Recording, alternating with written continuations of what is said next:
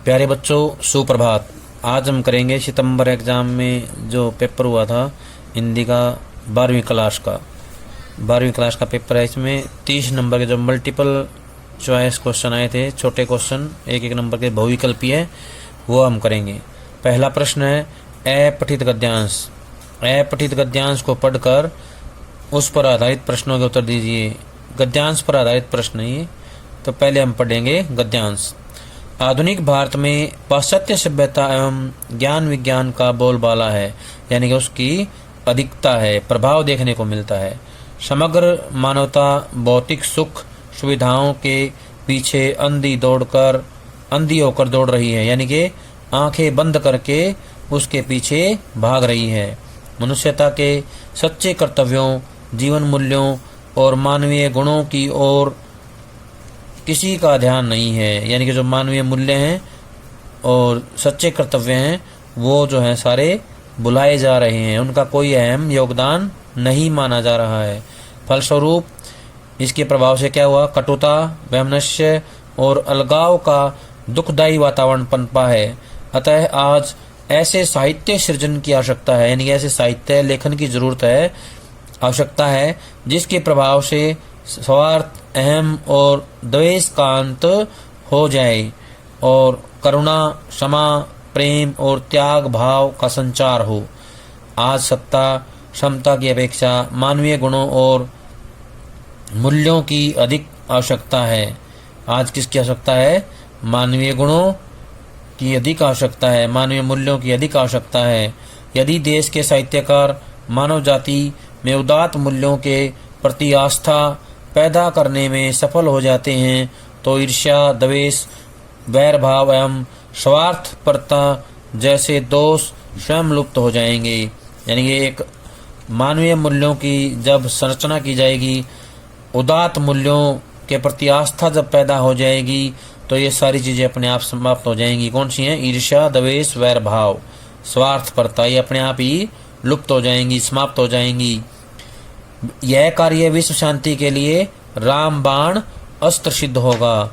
तो इसका जो है काफ़ी महत्व है, काफ़ी योगदान है समाज के निर्माण में। तो वो कौन से हैं? उदात्त मूल्य। कौन से हैं? मानव जाति में उदात्त मूल्यों के प्रति आस्था, ये जो है बहुत महत्वपूर्ण है। अब प्रश्न नंबर 1 है, आज का मनुष्य किसके पीछे अंधा होकर भाग रहा है? ऑप्शन है पहला क भौतिक सुख, ज्ञान, उसके बाद में ग है धन, ग है पद। तो इसका उत्तर आएगा क। ऑप्शन क इसका उत्तर है, भौतिक सुख, ये इसका उत्तर है। अगला है प्रश्न नंबर 2, भारतीय संस्कृति किससे प्रभावित है? क है उच्च जीवन मूल्य एवं गुण, ख है पंचविकार, ग नरक भय, ग स्वर्ग का आकर्षण। तो इसका उत्तर आएगा उच्च जीवन मूल्य और गुण। क इसका ऑप्शन है, उच्च जीवन मूल्य और गुण। ईर्ष्या, द्वेष, अलगाव को कैसे दूर किया जा सकता है? क सत साहित्य द्वारा, ख पुलिस द्वारा, ग लालच द्वारा, घ न्यायालय से दंडित करके। तो इसका उत्तर आएगा क सत साहित्य द्वारा। सत साहित्य द्वारा जो है ईर्ष्या, द्वेष, अलगाव को समाप्त किया जा सकता है। सुख सुविधा और सत्ता क्षमता की अपेक्षा किसकी अधिक आवश्यकता है? क करुणा, क्षमा आदि उच्चतर जीवन मूल्यों की, दंड व्यवस्था की, ग आर्थिक विकास, घ राजनीतिक कुशलता। तो इसका उत्तर आएगा क करुणा, क्षमा आदि उच्चतर जीवन मूल्य। ये जब जीवन में आएंगे तो हमारा जीवन क्या है? उच्च हो जाएगा, श्रेष्ठ हो जाएगा। गद्यांश का उचित शीर्षक दीजिए। ऑप्शन क है उच्चतर जीवन मूल्य, ख धन ही सब कुछ है, ग सुख सुविधा मिले तो क्या चाहिए, घ विश्व शांति का उपाय। तो इसका उत्तर आएगा उच्चतर जीवन मूल्य। इसका ऑप्शन क जो है उच्चतर जीवन मूल्य, ये इसका शीर्षक है। प्रश्न नंबर 2 है, निम्नलिखित काव्यांश को पढ़कर इस पर आधारित प्रश्नों के उत्तर दीजिए। अरे तुम क्यों इतने हुए अधीर, हार बैठे जीवन का दांव, जीतते जिसको मरकर वीर, तप नहीं केवल जीवन मूल्य, करुण यह क्षणिक ही अवसाद, तरल आकांक्षा से है भरा, सो रहा आशा का आह्लाद। प्रश्न नंबर 1 है, कवि के अनुसार वीर पुरुष क्या हार बैठा है? ऑप्शन में दिया हुआ है, पहला ऑप्शन हिम्मत, दूसरे ऑप्शन में स्वाभिमान, तीसरे में धन, चौथे में है जीवन का दांव। तो इसका उत्तर आएगा ऑप्शन घ, जीवन का दांव, ये इसका सही उत्तर है। अगला प्रश्न है, वीर पुरुष जीवन दांव कैसे जीत सकता है, यानी कि जीतेगा कैसे? क, जान का दांव लगाकर, ख, आक्रमण करके, ग, भीख मांगकर, ग, विनम्रता से। तो इसका उत्तर आएगा ऑप्शन क, जान का दांव लगाकर, जान का दांव लगाकर, ये इसका सही उत्तर है। तीसरा प्रश्न है, वीर पुरुष के मन की दशा कैसी है?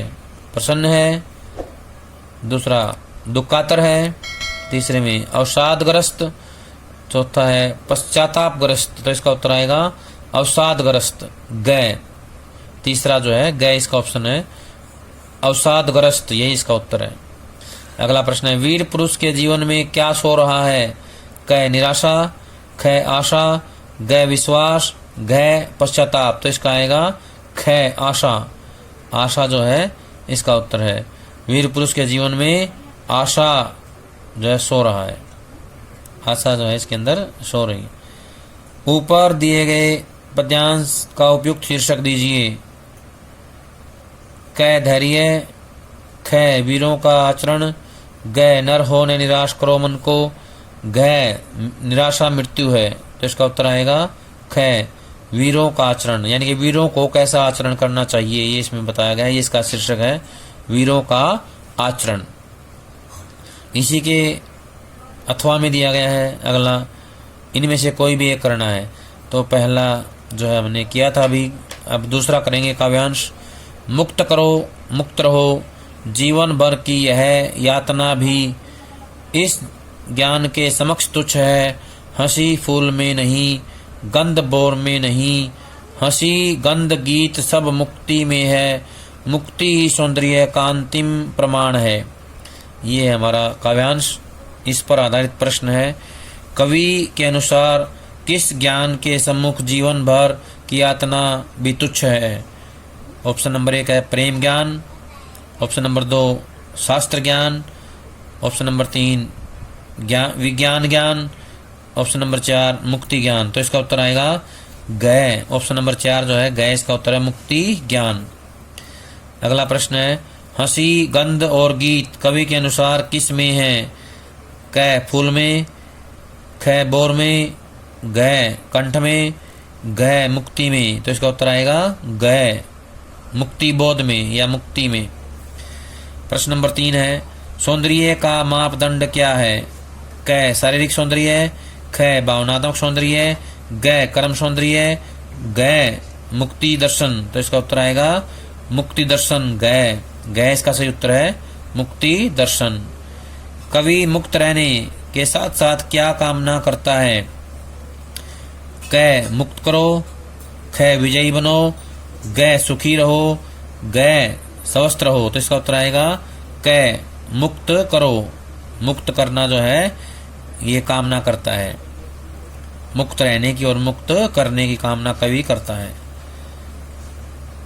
प्रश्न नंबर 5 है, कथन और कारण को पढ़कर उचित विकल्प चुनिए। कथन ए, हंसी फूल में नहीं, कारण आर मुक्ति में है। इसमें बताना है कि ए और आर क्या दोनों सही हैं या दोनों गलत हैं या दोनों एक जैसे हैं। तो ऑप्शन क में दिया हुआ है, कथन ए सही है किंतु कारण आर गलत है। ऑप्शन ख, कथन ए और आर दोनों गलत हैं।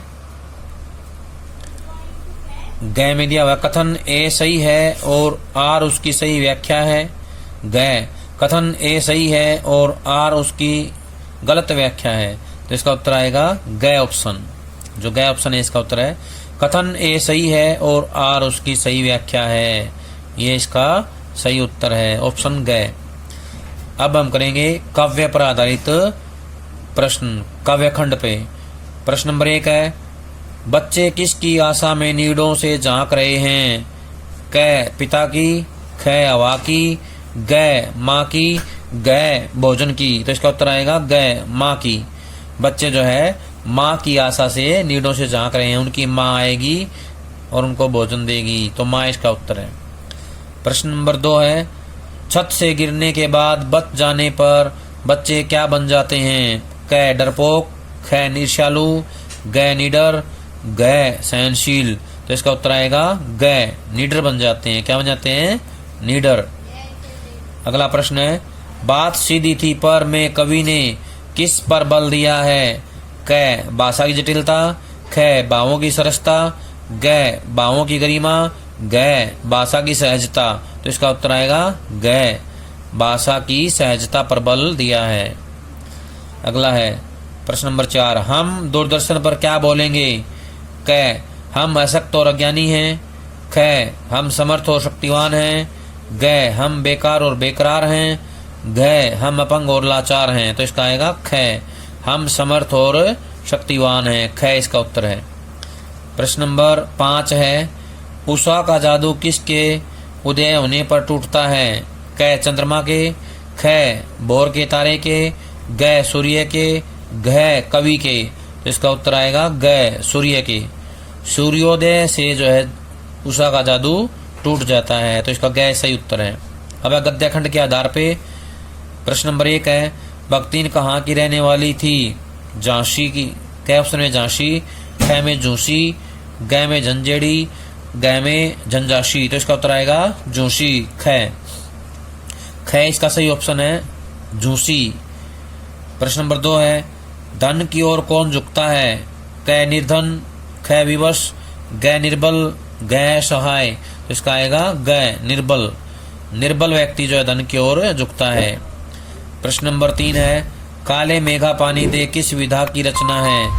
क संस्मरण, ख कहानी, ग निबंध, ग रेखा चित्र। तो इसका आएगा क इसका सही उत्तर है संस्मरण, यही इसका उत्तर है क। प्रश्न नंबर 4, पहलवान किस उम्र में अनाथ हो गया था? क 8, ख 9, ग 7, ग 10। तो इसका आएगा ख 9 वर्ष में वो अनाथ हो गया था, इसका आएगा 9। प्रश्न नंबर 5 है, भक्तिन पाठ के आधार पर कॉलम ए और ब का उचित मिलान कीजिए। इसमें दिया हुआ है सेवा धर्म में भक्तिन, कॉलम ए में दिया हुआ है सेवा धर्म में भक्तिन, दूसरा विमाता का स्वभाव, तीसरा जेठानियों के लाल, और कॉलम ब में है काकभुशुंडी, अनुमान, ईर्ष्यालु। तो हमें इसका मिलान करना है, कौन सा किससे मिलेगा। तो क ऑप्शन में दिया हुआ है पहले का तीसरा, दूसरे का दूसरा, तीसरे का पहला। ख में पहले का तीसरा, दूसरे का पहला, तीसरे का दूसरा। ग में पहले का दूसरा, दूसरे का तीसरा, तीसरे का पहला। ग में पहले का दूसरा, दूसरे का दूसरा, तीसरे का तीसरा। तो इसका उत्तर आएगा ग, जिसमें दिया हुआ है पहले का दूसरा, दूसरे का तीसरा और तीसरे का पहला। सेवा धर्म में भक्तिन क्या थी? अनुमान के समान, दूसरा इसका उत्तर है अनुमान के समान। विमाता का स्वभाव कैसा था? ईर्ष्यालु, तीसरा आएगा। जेठानियों के लाल क्या थे? काकभुशुंडी, उनके जो है काकभुशुंडी के समान जो है शकल थी। अगले हैं अभिव्यक्ति और माध्यम के आधार पर प्रश्न। पहला है, समाचार लेखन की कौन सी शैली सबसे प्रभावशाली है? क सीधा पिरामिड, ख संपादकीय, ग इंट्रो, ग उल्टा पिरामिड। तो इसका उत्तर आएगा ग उल्टा पिरामिड। उल्टा पिरामिड जो है इसका सही उत्तर है।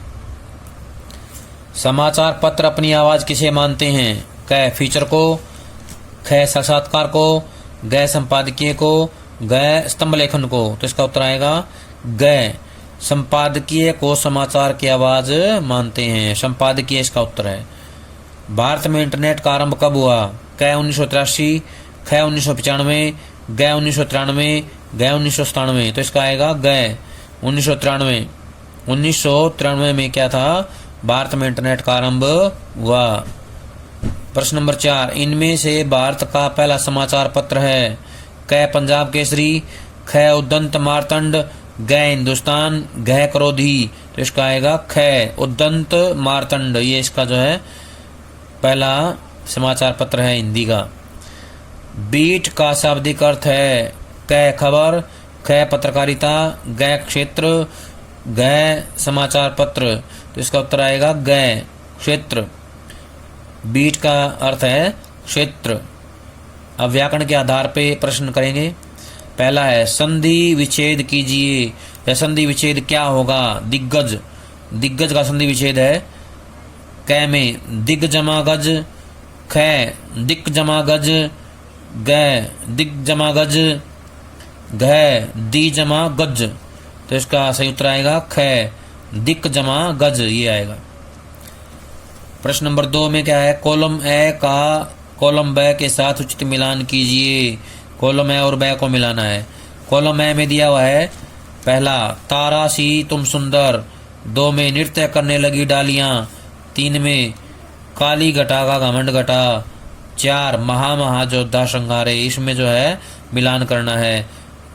क्या यमक है, उपमा है, मानवीकरण, पुनरुक्ति प्रकाश। तो इन लाइनों में कौन सा अलंकार है वो देखना है। तो हम देखेंगे ऑप्शन नंबर 1 में दिया हुआ है कै में पहले का दूसरा, दूसरे का तीसरा, तीसरे का पहला, चौथे का चौथा। ख में पहले का पहला, दूसरे का पहले का दूसरा, दूसरे का तीसरा, तीसरे का चौथा, चौथे का पहला।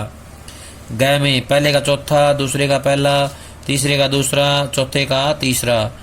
ग में पहले का तीसरा, दूसरे का चौथा, तीसरे का पहला, चौथे का दूसरा। तो इसमें सही उत्तर आएगा कै। कै इसका सही उत्तर है। पहले का दूसरा, दूसरे का तीसरा, तीसरे का पहला और चौथे का चौथा। तारा सी, यहाँ पे सी आ गया है, वाचक शब्द आ गया है। तो इसमें क्या आएगा? उपमा अलंकार। नृत्य करने लगी डालियां, डालियां नृत्य कर रही हैं, तो क्या आएगा? मानवीकरण अलंकार। काली घटा घमंड घटा, यहाँ पे क्या आएगा? यमक अलंकार। महामहायोद्धा श्रृंगारे, पुनरुक्ति प्रकाश अलंकार। ये इसका सही मिलान है। अब है प्रश्न नंबर 3, शुद्ध वाक्य छांटिए। कै में दिया उसने मेरे को सारी घटना सुनाई, ख में उसने मुझे सारी घटना सुनाई, ग में उसने सारी घटना मेरे को सुनाई, ग में उसने घटना मुझे सुनाई सारी। तो इसका उत्तर आएगा ख। ख सही उत्तर है, उसने मुझे सारी घटना सुनाई। फिर पूर्णविराम। प्रश्न नंबर 4, एक सेब की पेटी ले आना। इस वाक्य में क्या दोष है? दोष बताना है। पहला कर्म संबंधी, ख संज्ञा संबंधी, ग लिंग संबंधी, घ विशेषण संबंधी। तो इसका आएगा कर्म संबंधी, क। सही उत्तर इसका क, कर्म संबंधी। 5वां है पतझड़ में समास है। समास का नाम बताना है। क द्विगु, ख कर्मधारी है, ग अविभाव, ग बहुब्री। तो इसका उत्तर आएगा बहुब्री समास। पतझड़ में बहुब्री समास है। प्यारे बच्चों, ये था हमारा सितंबर एग्जाम, जिसमें बहुविकल्पीय 30 नंबर के प्रश्न दिए गए थे। तो सभी के सही उत्तर बता दिए गए हैं। सभी इनको अच्छे से मिला लें और काउंट करके सभी बताएं किसके कितने सही उत्तर हैं।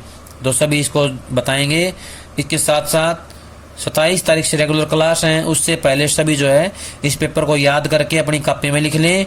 और जो काम रहेगा सभी का, कविताएं और पाठ, जितने पाठ और कविताएं अभी एग्जाम में आए थे उन सब को सभी बच्चे याद करेंगे। कविताएं और पाठ जो हैं उनके अभ्यास वाले प्रश्न और 1 नंबर वाले जो प्रश्न हैं सभी को याद करने हैं। जब स्कूल में आओगे तो ये काम सुना जाएगा। कविताएं और पाठ जितने अभी सितंबर एग्जाम में आए हैं इन सब को सभी बच्चे याद करेंगे। जिसके जब भी पेपर खत्म हो जाते हैं पांचों, हिंदी का ये काम याद करना शुरू कर देंगे। सभी का बहुत बहुत धन्यवाद।